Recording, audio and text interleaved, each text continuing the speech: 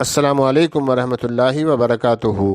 معروف عالم دین مولانا جلیل احسن ندوی رحمہ اللہ کی مشہور و معروف کتاب سفینہ نجات کے باب معاشرتی حقوق کے ذیلی عنوان اولاد کا حق حدیث نمبر 96 پیش کرنے کی سعادت حاصل کرتا ہوں۔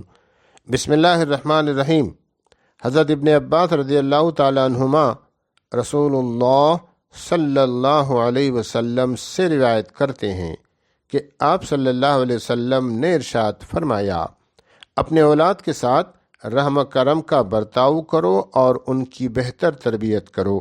اس حدیث مبارکہ کو روایت کیا ہے ابن ماجہ نے۔ مولانا جلیل احسن ندوی رحمہ اللہ اس حدیث مبارکہ کی تشریح کرتے ہوئے لکھتے ہیں کہ اولاد کا پہلا حق یہ ہے کہ وہ جب پیدا ہوں تو ان کے کان میں اذان دو، تاکہ سب سے پہلی آواز جو ان کے کان میں پڑے توحید و نماز کی آواز ہو۔ دوسرا حق یہ ہے کہ ان کے اچھے نام رکھو اور ہو سکے تو عقیقہ کرو۔ اور تیسرا حق یہ ہے کہ انہیں سادہ زبان میں ان کی ذہن سطح کا خیال رکھتے ہوئے نبیوں کے، صحابہ کے، صالحین امت اور داعیان حق کے قصے سنائے جائیں، اور جب سمجھدار ہو جائیں تو اپنے ساتھ مسجد میں لے جائیے اور پرسکون رہنے کی تلقین کیجیے۔ غلطی کریں تو نمازی حضرات انہیں نہ ڈانٹیں، ڈانٹنے کا انجام انہیں بدکانا اور مسجد سے متوحش کرنا ہے۔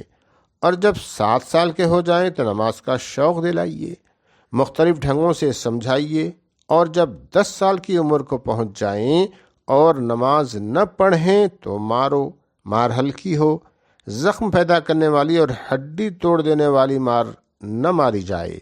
چہرے پر تو ہر حال میں مارنے سے نبی صلی اللہ علیہ وسلم نے منع فرمایا ہے، غرض انہیں یقین ہو جائے کہ نماز نہ پڑھیں گے تو والدین کی شفقتوں سے محروم ہو جائیں گے۔ وآخر دعوانا ان الحمد للہ رب العالمین۔